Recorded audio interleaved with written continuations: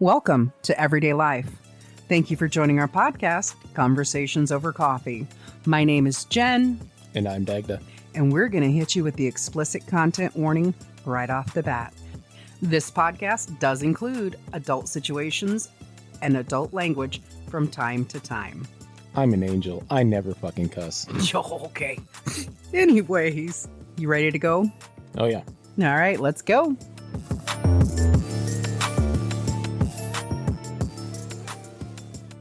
Anyways. Anyhow. Any fucking how. How you doing today? I'm doing all right. How you doing? Been better, been worse. Fuck it. Who cares? No, I'm doing all right. Had a little bit of a lunche, a little bit of baked pork for lunche.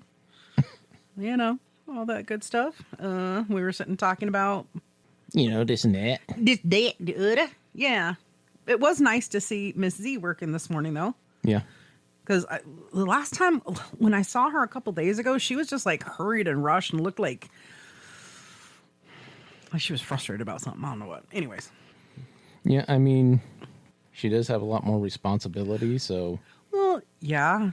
And then also, not necessarily everybody. She's pretty young for the position that she's in. Yeah.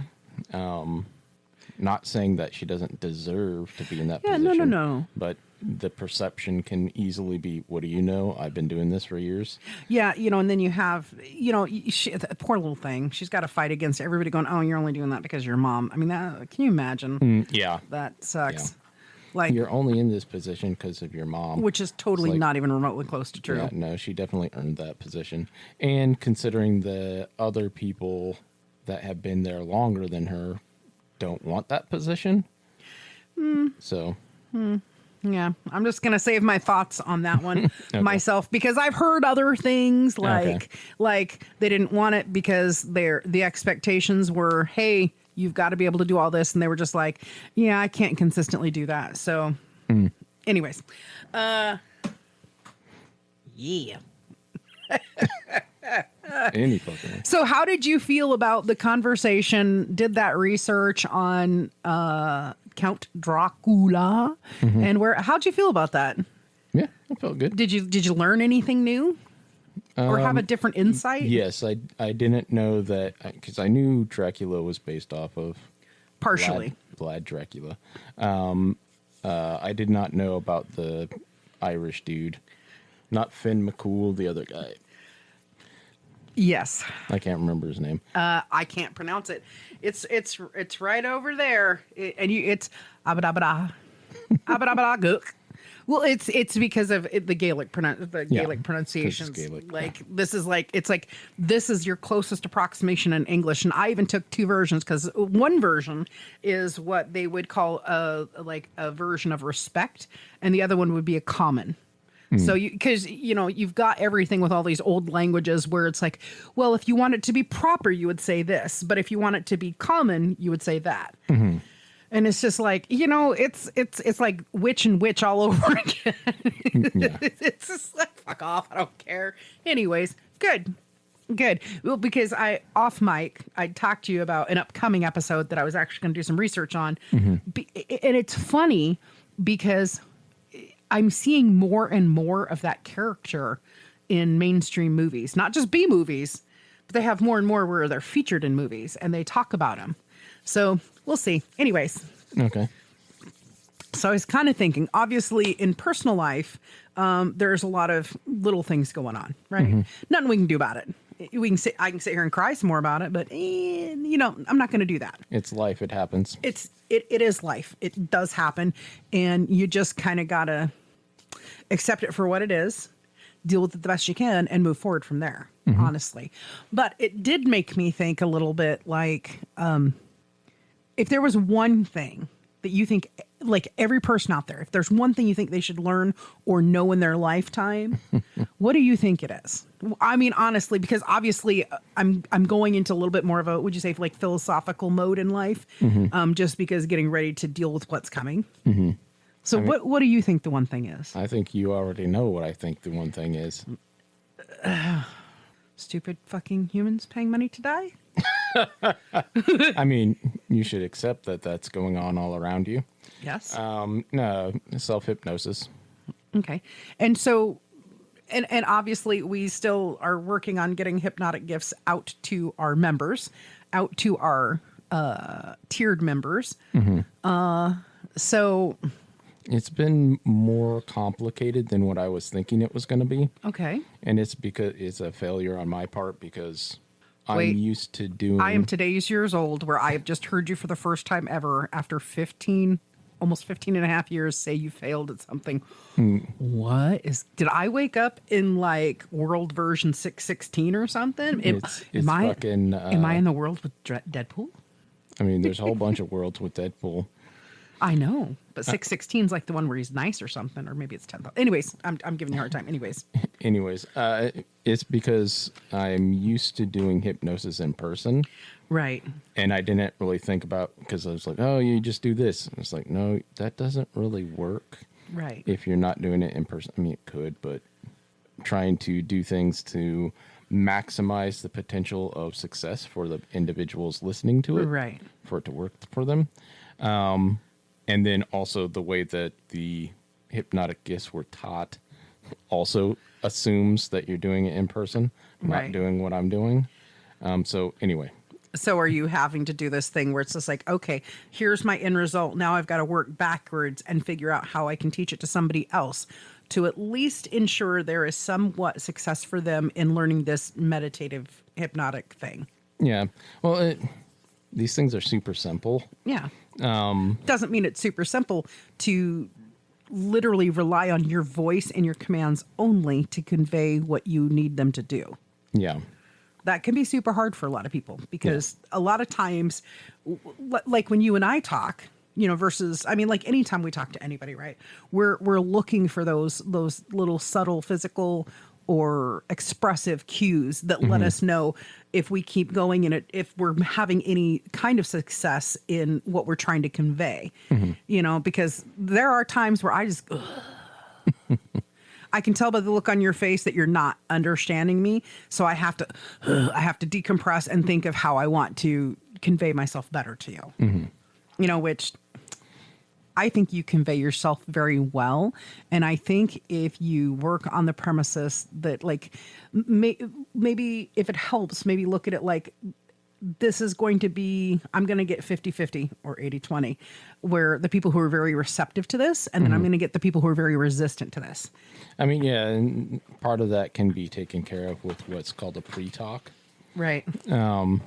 Which is not the same as like what they give football players. Go out there and kick their ass. It's not the same, right? I mean, it's the same kind of... It's the same principle. That's a pep talk, not a pre-talk. It's kind of... Sorry. It's similar concept. Okay.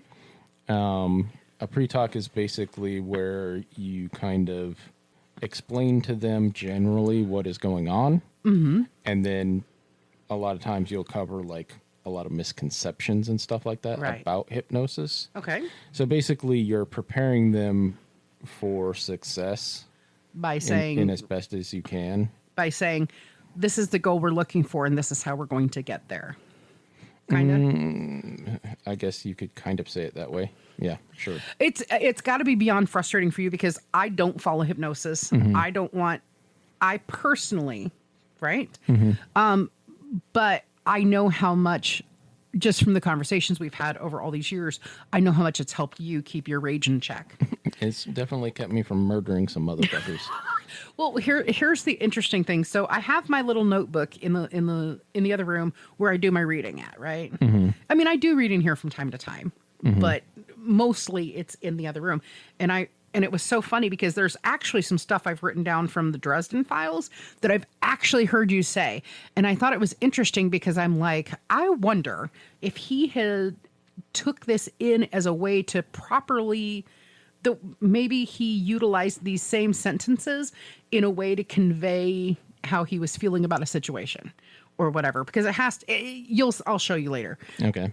But you know, it's kind of interesting to me where you utilize everything in your life in the most appropriate way to keep you a balanced and calm human. At least I try anyway. I'm pretty sure there are some. I'm pretty sure there were some days at the shop where you had to go into your office and self-meditate and self-hypnotize to not kill some motherfuckers. Yeah. I'm sure. I get it, but so hypnosis and why? Tell everybody why you think learning self-hypnosis would be the most beneficial thing that everybody should learn once in their life. There's so many things that it can help you with. I mean, staying calm in situations where you wouldn't normally stay calm. It's not like you can't learn how to do all the things that you can do with hypnosis without using hypnosis. You can. Mm-hmm. However, there are a lot of things that it fast forwards the sort of learning process and the sort of execution process. Just like with therapy, it sort of fast forwards the process.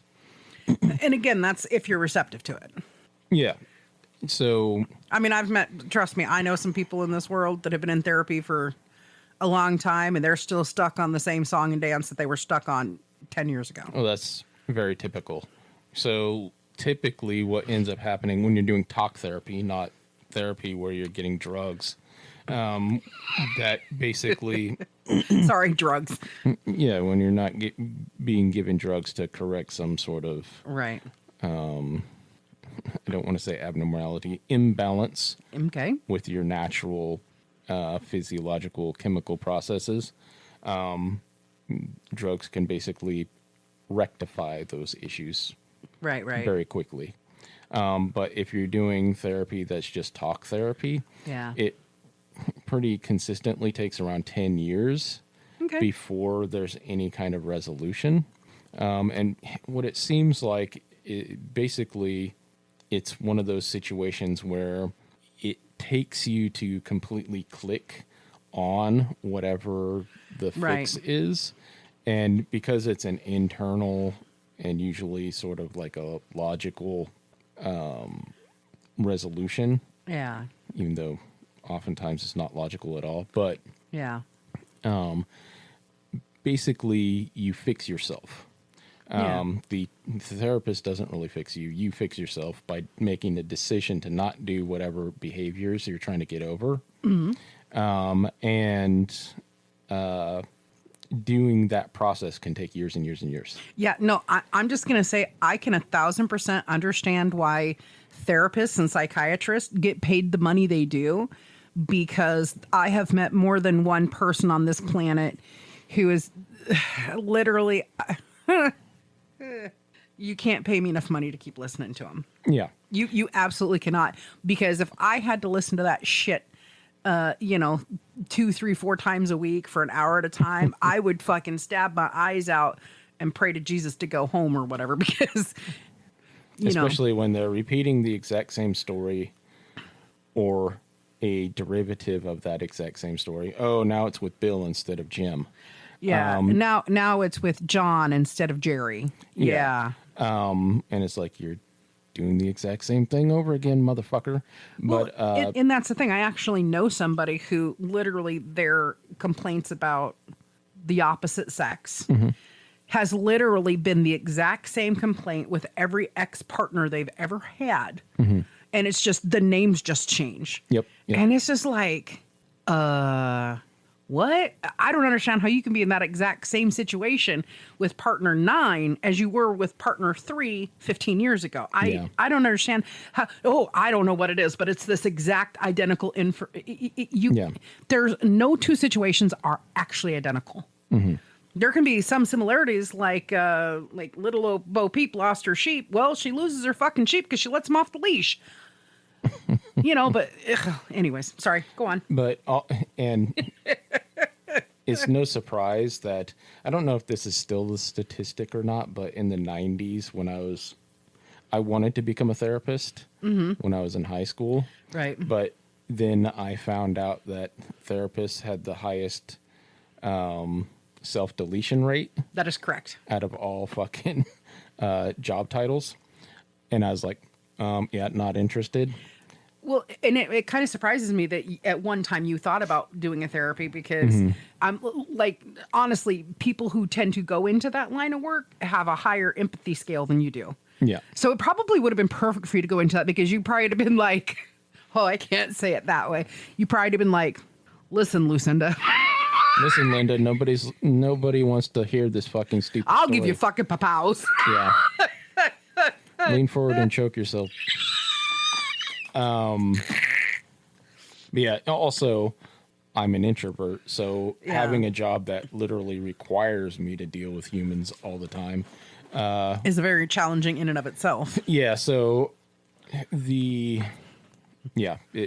probably would not have been a good match. Well, and then there are sometimes when you talk about being this introverted person, like sometimes I think to myself, would you like to be Milton from Office Space downstairs in the closet at his computer by himself and only coming out for cake? That's my stapler. But that's my stapler.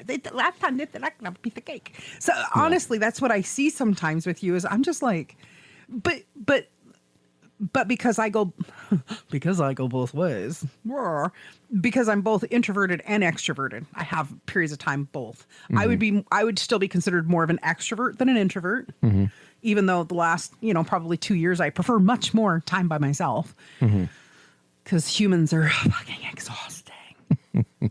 Oh my God. Anyways, I always think, well, if you just do it, and then I'm just like, oh no, my partner's an introvert. You can't if you just do it, it doesn't change it. Yeah. But anyways, self-hypnosis, and it's good because so you can learn how to do what better? Human better? Yeah, you can definitely learn to human better. There's a lot of things that you can use it for.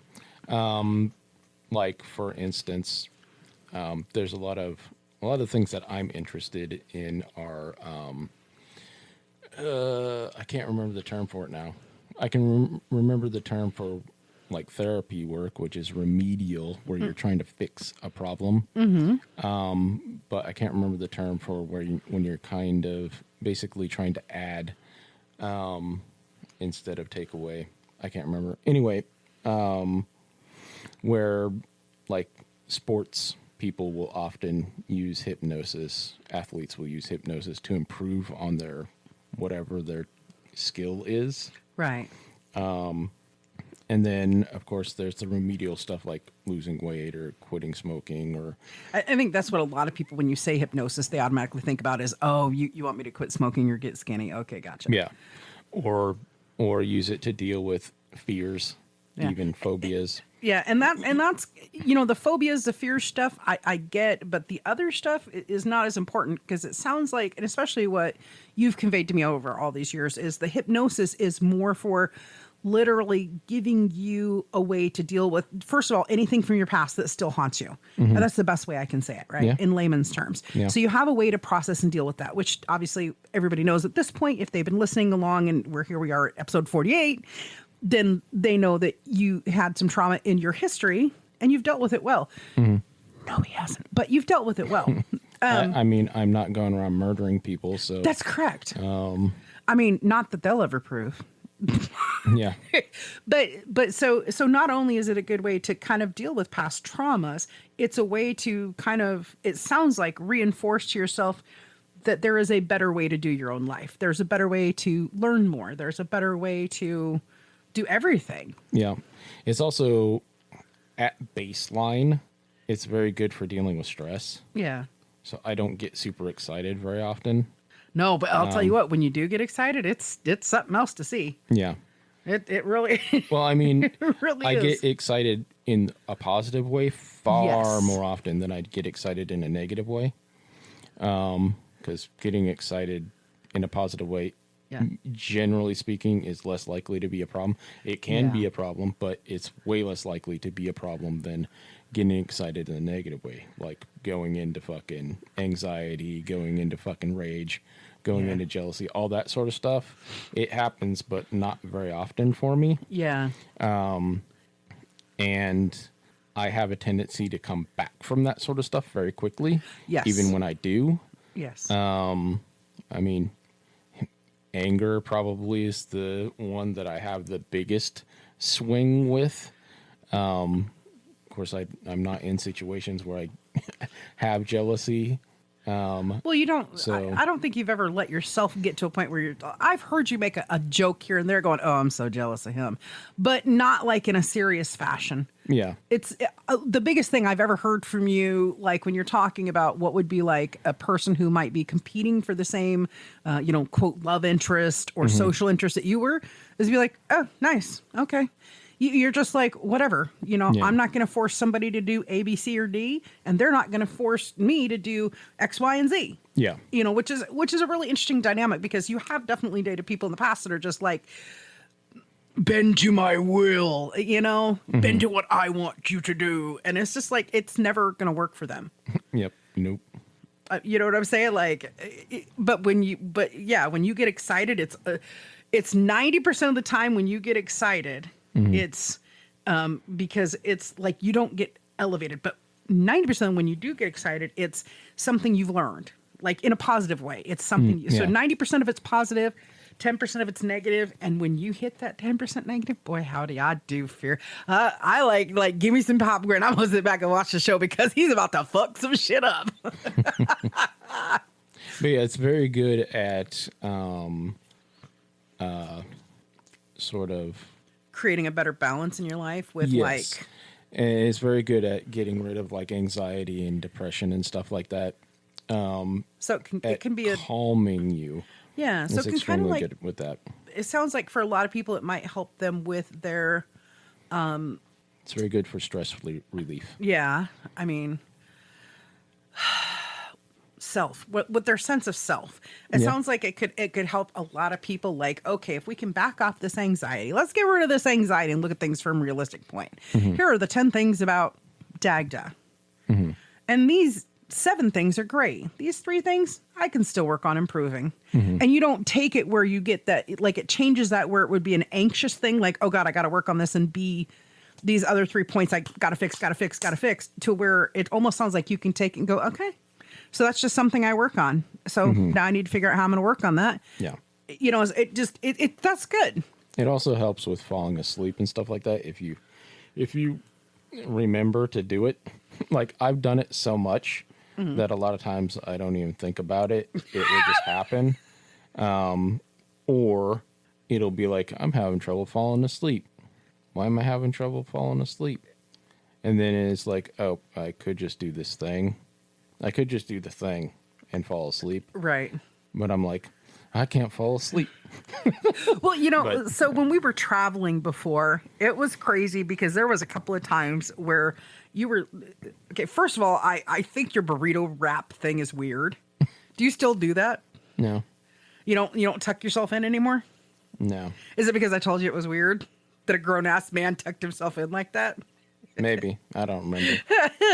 It's probably because you probably were still doing it, and then it's just, I don't know, now you were I don't think I do it at home. just maybe when you're traveling for like self-security. Sure. I don't know, but it's the weirdest. It's weird, but I get it. It's cool, right? But I do remember a few times where you'd be there and your eyes would be open, but you were not there. And it always scared me. It always scared me because I was just like, fuck. But I do the same thing. I'll go when I'm under high stress or I'm in an unfamiliar area. I'll sleep with my eyes partially open too. So I mean that makes sense. Although we'd been to that hotel for like A bunch of times. oh God, so many times over the years that we should have been comfortable enough there. But it's just that evil part of the state, Eastern Washington, which I don't think is evil. I just think there's a lot of thumpers over there that ought to fucking read and act what they're reading and not thump and do the opposite. I'm just saying. Yeah. But that's probably an After Dark story. Yeah. This one time in Eastern Washington, hear more on After Dark. Another very good thing that comes as a result of doing self-hypnosis, especially if you've done it a bunch, is that you will recognize when you're starting to go into a trance-like state. Okay. And so, because, you can be manipulated fairly easily when you're in one of those states. Not to say that it's fucking zombieism and anything that somebody put you in trance says actually is reality. But you're far more receptive to stuff. And so as a result, when you start shifting mentally into a fucking trance-like state, you'll recognize the feeling of it. And so you can say, okay, whatever I'm watching or reading or listening to is putting me into one of these states, and you can shift out of it. If you're not aware of it, you won't catch it, and so you'll just fall into it. Right. And unless something is done wrong in the process, you'll likely never realize it. Right. But you will, if you've been into these states consciously and purposefully a bunch of times, you'll recognize the sort of signs that this is happening to you. Right. And then you can say, okay, this is happening to me. And then you can make a conscious decision there to be like, okay, I will accept this or I won't, or I will accept this, but I will be more cognizant of what's going on while I'm in this altered state. And so you'll be far more in control of the state than what you would have otherwise been. Right. So what would you say, because I had many people who've heard this conversation we've had about hypnosis before, parts of it. Are Because terrified. they are terrified, and they're just like, oh, it's nothing more than like meditation, like maybe like transcendental meditation. I think there's actually a difference between meditation and hypnosis, but is there an actual difference? There is, but it's motly a matter of technicality, I guess. Okay. So let me answer this by saying, so there's a thing called self-hypnosis. Correct. There's a thing called meditation. Correct. They're effectively the same thing. Just like there's group hypnosis and guided meditation, right? Guided meditation is basically the same thing as hypnosis, like standard hypnosis. There are some minor technical differences besides just the term is equivalent, but those technical differences aren't as important as the end result, which the end result is essentially the same fucking thing. You're in an altered state of consciousness, and you can do different things in your altered states. Now, you might think, oh, altered states are the devil or whatever. They're scary. Well, you're constantly shifting between different states of consciousness. Yeah. Everybody is always constantly shifting. I don't think a lot of people are cognizantly aware of that. Yeah, most people are not cognitively aware of it. Daydreaming is an altered state of consciousness. Yeah. To such a degree that you can actually, if you hook up electrodes to your head, you can see the difference in brain waves.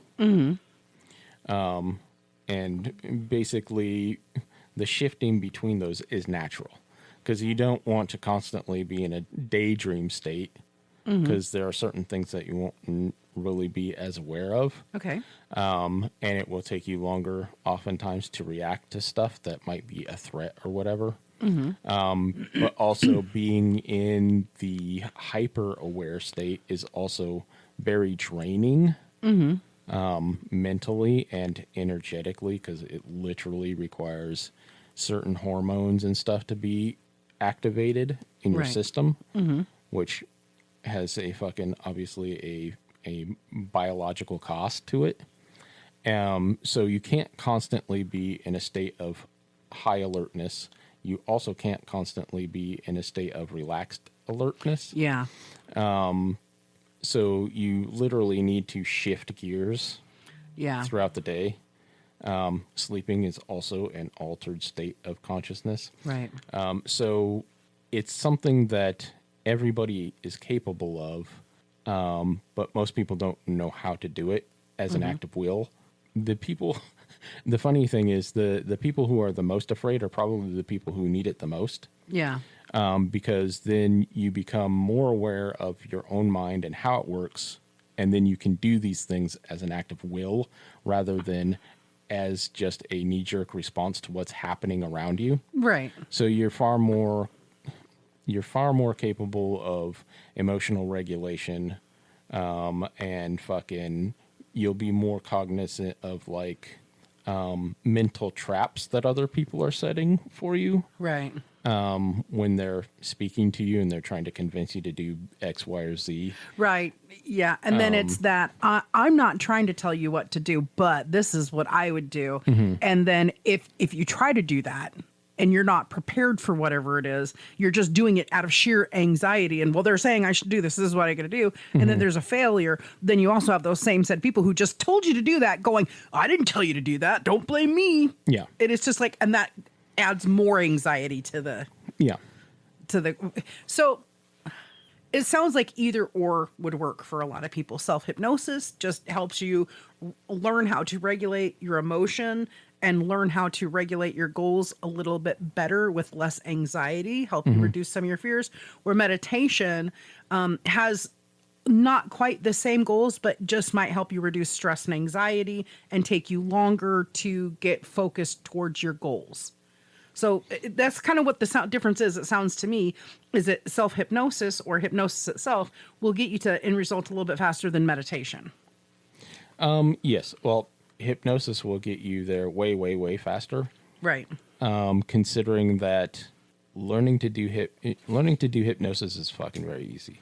Learning to do meditation is extremely difficult unless you're just somebody who's happens to be very gifted at doing meditation. A lot of people will spend years trying to fucking do basic meditation, whereas, I don't know, you can probably learn hypnosis in 5 minutes. So that would be why meditation would take you longer to get to the end result because it's harder to perfect, whereas hypnosis becomes a learned habit very quickly. Yeah, I mean, also, like, if you learn meditation, or if you learn either one, how to do either one legitimately, the other one will be very easy to learn, basically. Yeah, because they can work in tandem. Yeah, I mean, they're not the same thing per se, but I believe they work on the same sort of aspects, I guess you would say, of your mind. Okay. And so they're working kind of with the same sort of mechanisms. And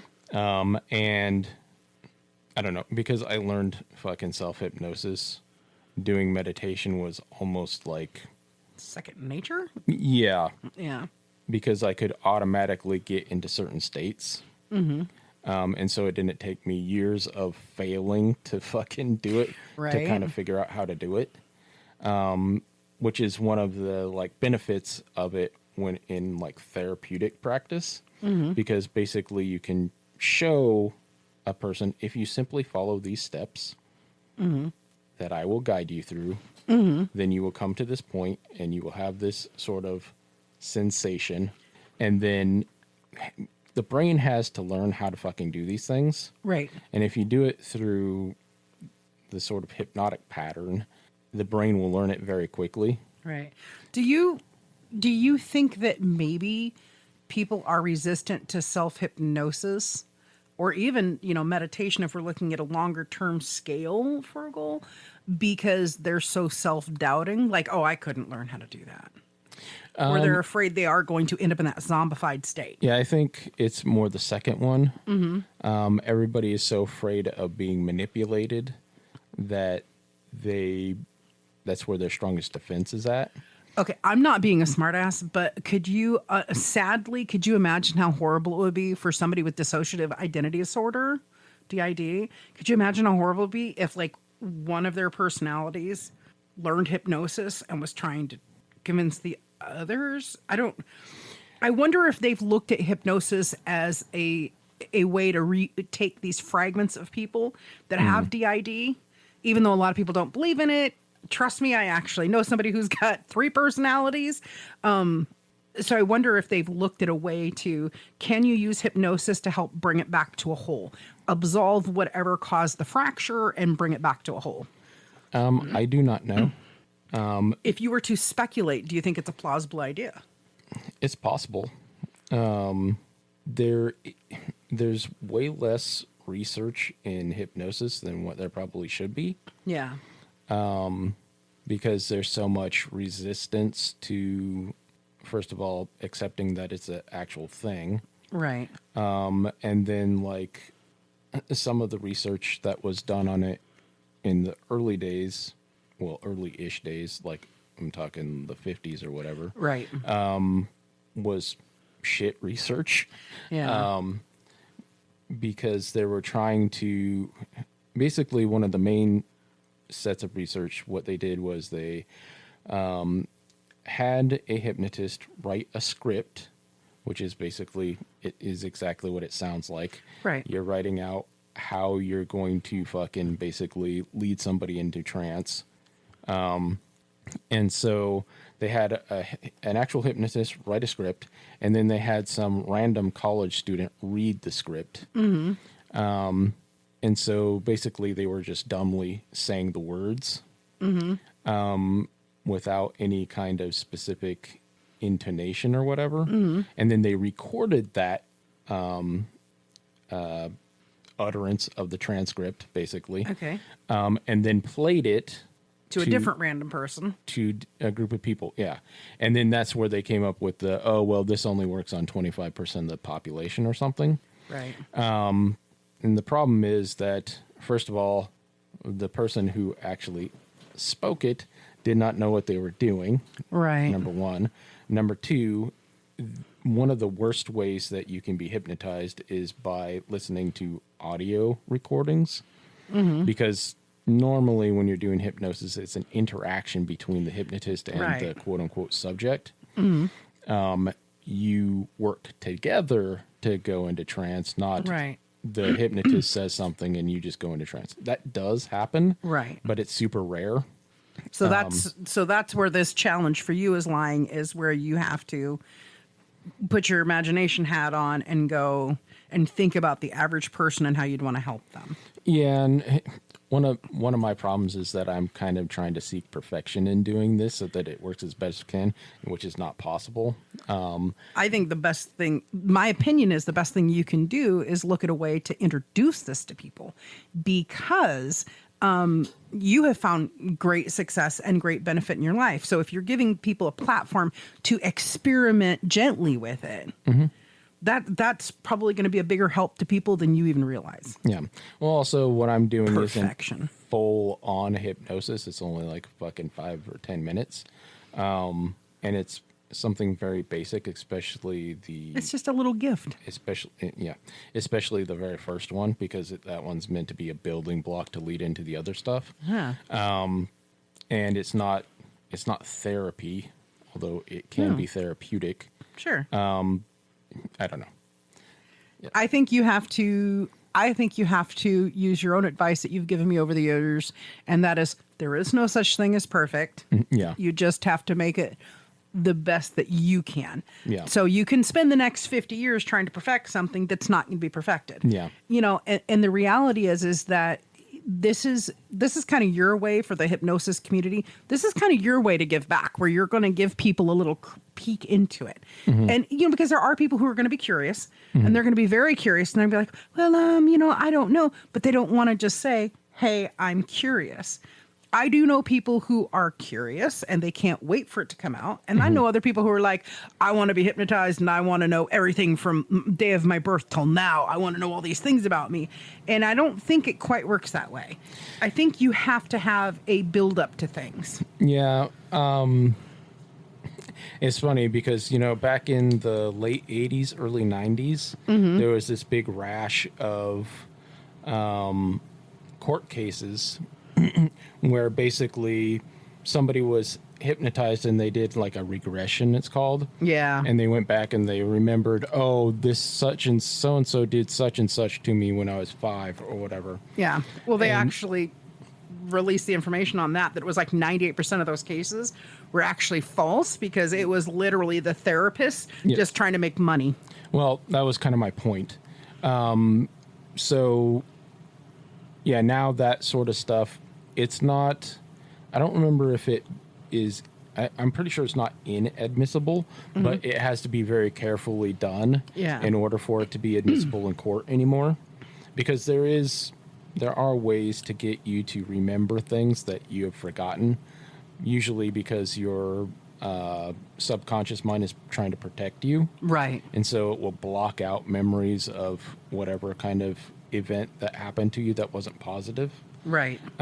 But it's very easy to lead people to conclusions while they're in an altered state of consciousness.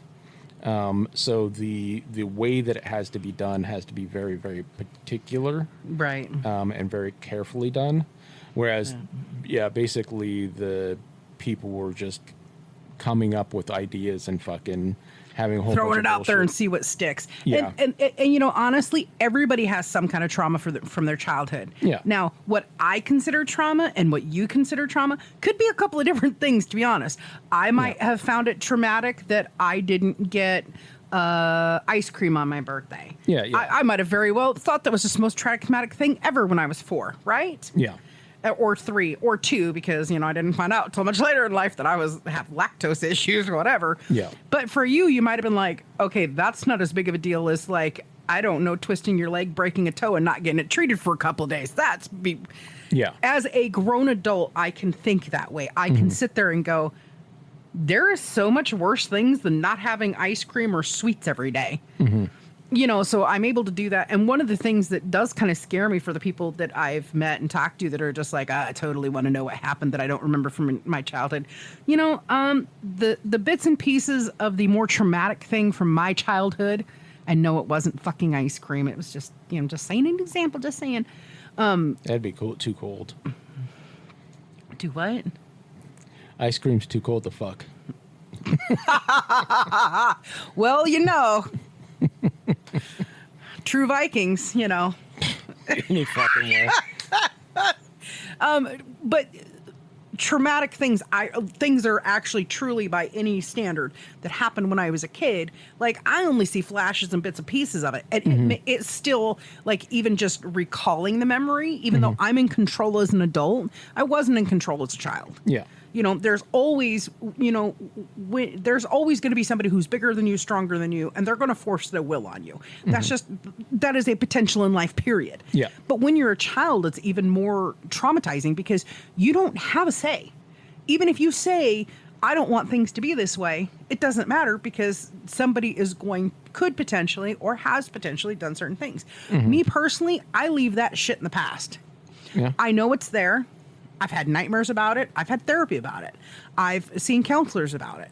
And the minute I literally stopped myself and said, the things that happened when I was a child were beyond my control, and accepted that and said, as an adult, I can work my very best to make sure those things don't happen to me again. The minute I accepted I had no control over some of the things that were done to me as a child, the minute, and I do mean the minute I accepted it, life got better. Yeah. And, you know, for me, that just happens to be something that came to me after struggling with some incidents that had happened. You know, I struggled with it for a very long time. But when I started to deal with it, you know, I mean, yeah, I've been to anger management 3 times. So what? What fucking ever. But the minute I actually started to deal with it and came to the realization and it literally, it's so weird the way things will work for me. I think I was 3 sessions in talking to this counselor or therapist or whatever you want to say. And I want to, I was like 3 sessions in and they were just like, and when did these things happen? And I said, this is what happened. These are the things I remember. And they were like, and did you try to stop it? Oh, absolutely. Absolutely. 100%. I tried to stop it from happening. And they were bigger than me. They were heavier than me. There's nothing I could do about it. Period. And they were like, so what part of that means that was in you? Did you cause that to happen to you? Absolutely not. Were you in control of it happening or not happening? Absolutely not. So why are you still punishing yourself for that shit? So it's something I've recommended to everybody is get that right in your mind. The things that happened when I was a kid were beyond my control. As an adult, I have more control. And I think there are a lot of people who can't let go of their rage for things that happened when they were a kid. Well, after a certain point, it'll become a point of pride that I'm fucking still angry about this. I will. And it's routine to stay angry. Yeah. It'll become a fucking part of your identity if you do it enough. Yeah. So my identity is I am angry about this thing and I'm going to fight everybody over it all the time. And then it's kind of self-reinforcing. And so you're basically just stabbing yourself in the ass over and over again. You're just prodding yourself along to stay angry and stay agitated and stay mean and stay nasty. And, for me, I don't want to live in that kind of world. I want to, it's so crazy because if I could take on these two hands, I could count the people I'd bring into a world and it would be just the group of us because when I'm together with you, when I'm together with my partner, when I'm together with my mom or, hi mommy. Hi mommy. Hi mommy. When or with Kai, there's very few people or like Agent Double H. If I could live in a world with the way we all treat each other, I'd be fucking over the fucking moon ecstatic. I would be over the moon ecstatic because we all bust each other's balls in our own way. We give great humor to all of each other, but we also have this thing where we support each other when we're having bad day. Like, obviously, I'm struggling with some stuff that's going on in the personal side of life. That's not for the air. It's not for the air because I don't need the fucking phone calls. I don't need the fucking text messages. I don't need anybody getting into it. And I don't, it's not for me to hash out on air. Yeah. But I had to let some of it out because I am still struggling to keep my emotions in check. I mean, I'm doing way better now than I would have done like 5 years ago. But it's that support. Yeah. That kind of support we've always had for each other. It's like, ugh, it's so disgusting. That's so disgusting. And I think that's why people understand very quickly once they watch us interact. When I say, no, dude, he's my brother. Don't be so gross. I think they get that. They're like, okay, you guys do act like close siblings. You're fucking weird. I'm like, I'm closer to him than I am my actual siblings, probably. Yeah. And I think that, but I don't know because I've never not had siblings. But everybody I know who's had siblings, it's like most of them have said the same thing. It wasn't until much later in life where they reconciled things from their childhood and got closer with their siblings. Yeah. But of course, we know somebody who's been distant from their sibling for like 40, 50 years, and they'll never be close with them again. Yeah. But I don't hold on to shit like that. I'm just like, whatever. Yeah. Next. Anyways, I don't know. It would be fascinating if you could...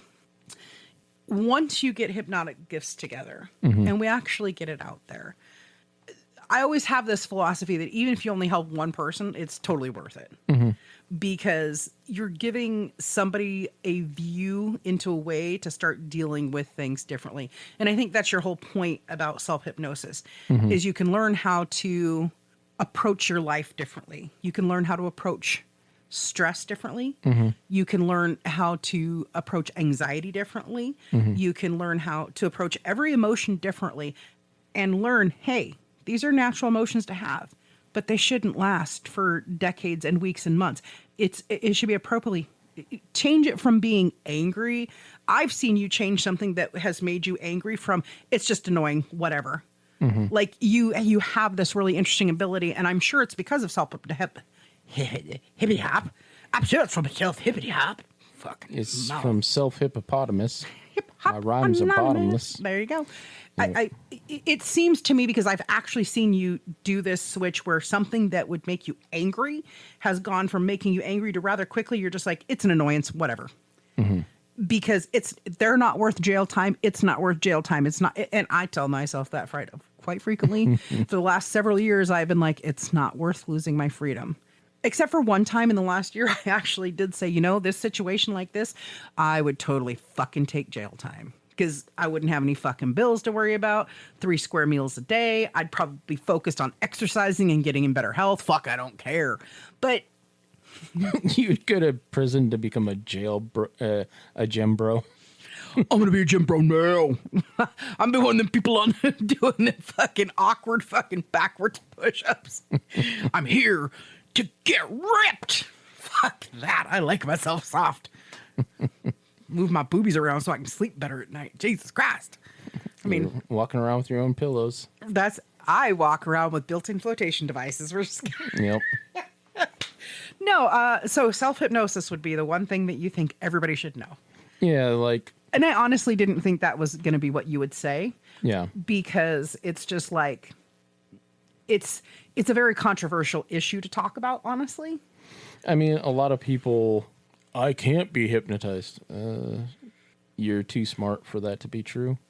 Like, literally, in order to not be able to be that one hypnotized. time when you were 21 and single, you didn't get talked into that little handy job behind the counter, huh? Yeah.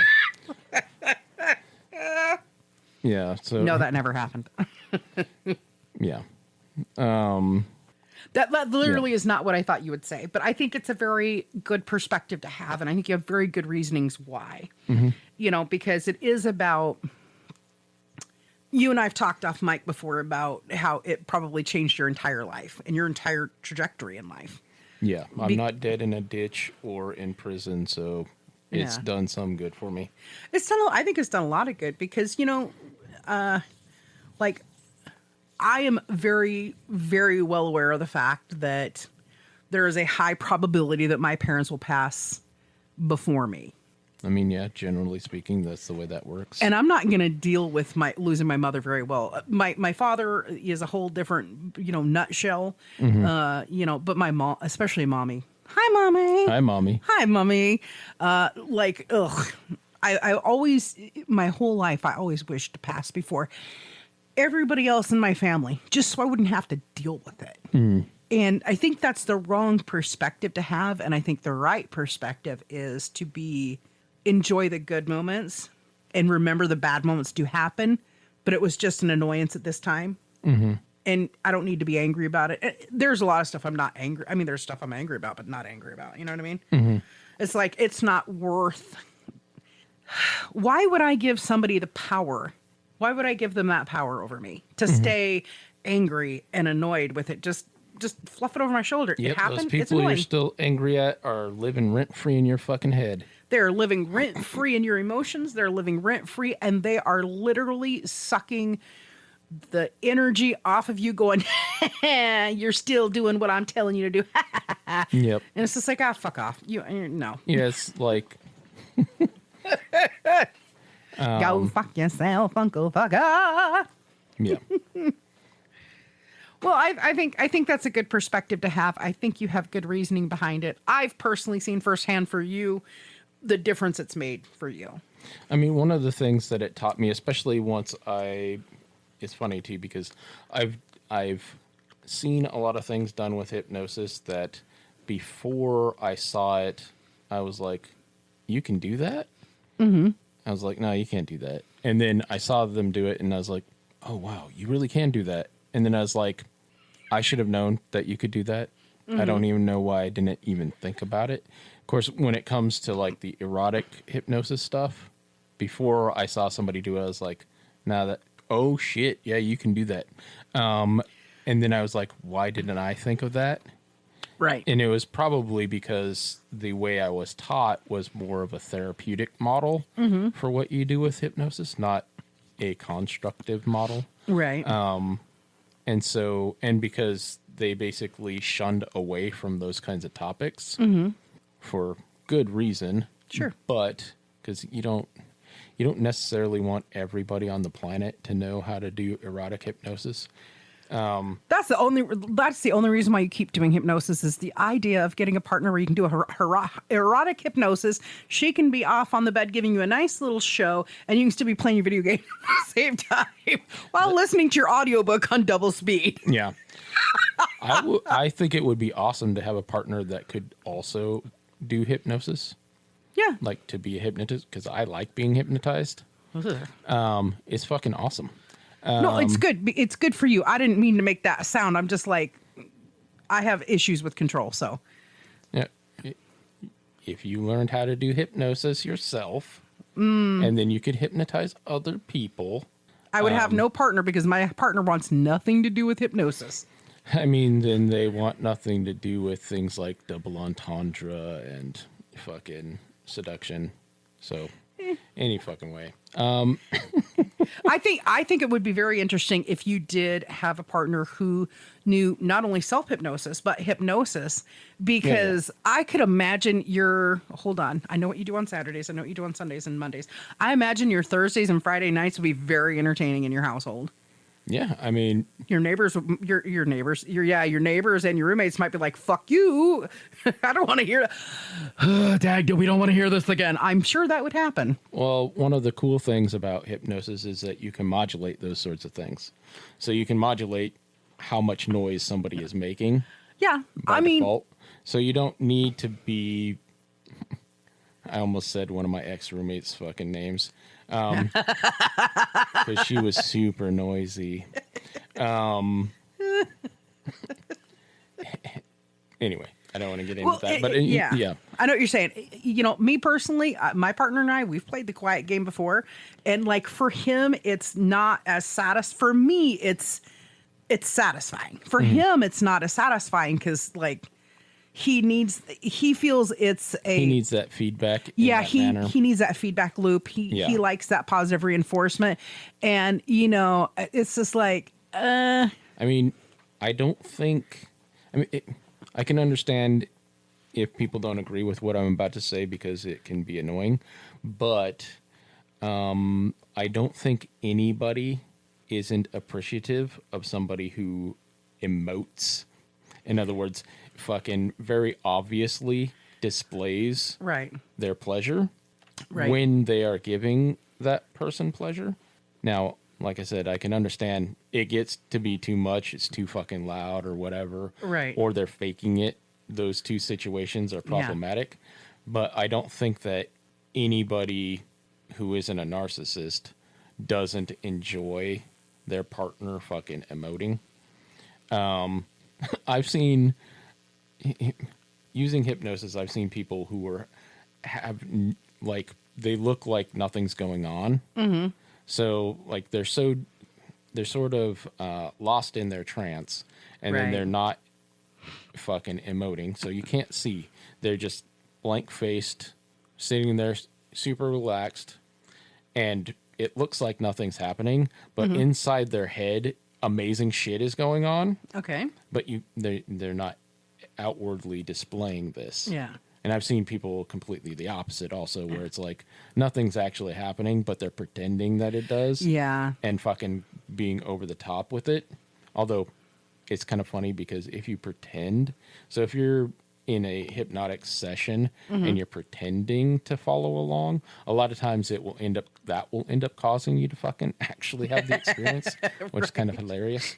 But don't cheat yourself out of it. If you're saying you're gonna do it, do it. Yeah, exactly. That's the thing is don't sit there and be like, oh, like people we know who'd be like, oh, I'm just gonna pretend. Watch, I'm gonna prove them wrong. Yeah. Why? You're cheating yourself out of the experience. If you don't want to do it, don't fucking do it. It's that simple. And you're wasting everybody's time. You're wasting my time. You're wasting your own time. If you don't want to do it, go do something else. Yeah, like I know somebody who wants to be hypnotized, but their reasonings behind it, like I can understand it, but at the same time, I'm like, you know, you're wanting to open and process a whole bag of worms that shouldn't matter at this stage in your life because you are so many years beyond it. It's not what's holding you back because you've lived a complete life beyond all of this. Yeah. And it's, you know, so I don't necessarily think it's a good idea for them to have a hypno session where they're like, I want you to tell me now what I don't remember between this age and this age. That is walking because, you know, I think people go into that and they're all built up. I don't remember. What if it's this? What if it's that? And I think a lot of those people, as they go under, end up, you know, are still thinking, oh my God, am I going to say something crazy like my uncle Jim Bob from, you know, 1972 put his finger up my ass. You know, I mean, like, you know, they think of the worst case scenarios. And I think instead of having true and valid memories, because they do deteriorate over time, even if they're there There is some deterioration factor to it. And they change every time you access a memory, you change it. Yes. So and it's horrible because you create a new memory. Yeah, you're creating a new memory by remembering that, and there might be a new detail you didn't. Well, I've remembered this like 97 times, but it's only been on the 98th time that I remember it was Uncle Jim Bob from Arkansas. So, I don't think it's me personally. That's just my take on it. I don't think it's good to go into hypnotherapy or any type of hypnosis thinking I want to know what happened to me between the age of 3 and 7. Why I don't really remember everything. Because it's normal for people not to remember that much. I can't tell you how many people I've talked to and tell them my earliest memory. I have my earliest memory of my mom. I have my earliest memory of my own grandma. And it's just like, and it's wild to them. I'm like, but they were such positive memories. And I've remembered it so many times over my lifetime that now when I remember it, I can literally be in a third person view viewing it happening. And I think that's normal. But it's the only thing honestly that's ever changed in the memory is what color was the fucking lampshade in the room. Everything else has stayed identical. And then of course, over the course of time, being able to step back and replay that memory as a viewer, not as a participant. Yeah. And I think that's normal. Yeah. And I think, I'm not saying let stuff die, no. There are some people who cannot accept things that have happened to them or in their life. And they're like, no, I must have vindication for every single wrong that was ever done me. Okay. So who, so if it's something your great grandfather did back in, 1953, how are you going to get vindication for that? You can't. You're going to spend your whole life looking for this vengeance that you just can't fucking get. Why don't you give the best revenge of all and make your life better? Not worried about what they did and worried about how you survived it and moved on. You know what I'm saying? Because I want to stick it to every man that reminds me of my grandfather. Then only date women. You'll be much happier. It's juicier. Oh my God. Like seriously, they make strap-ons. I mean, fucking it's juicier for a longer period. That's for sure. I don't think people are gonna get that. It's juicier. It's softer.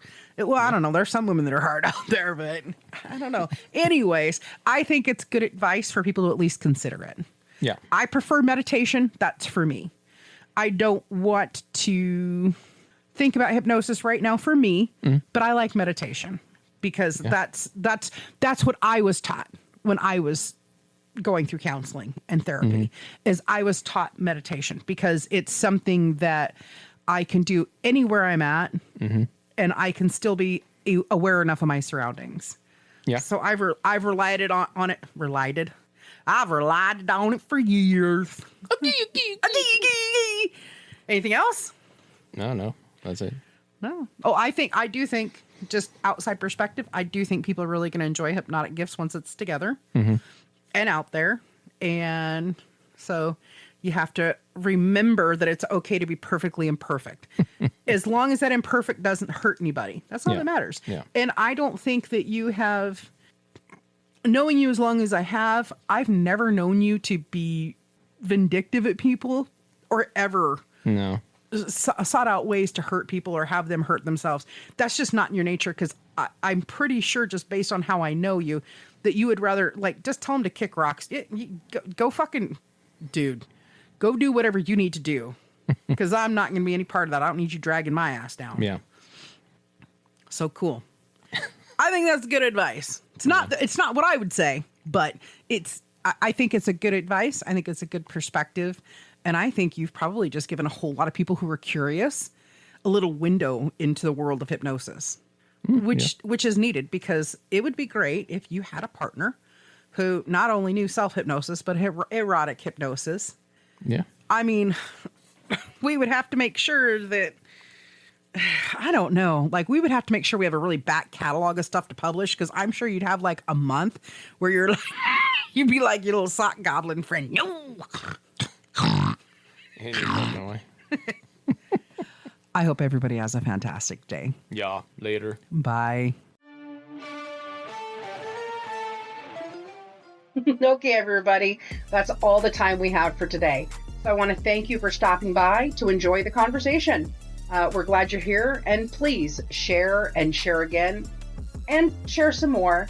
And if you haven't already, subscribe. We'll be having another chat and another cup soon. We'll talk to you then. Look forward to seeing you.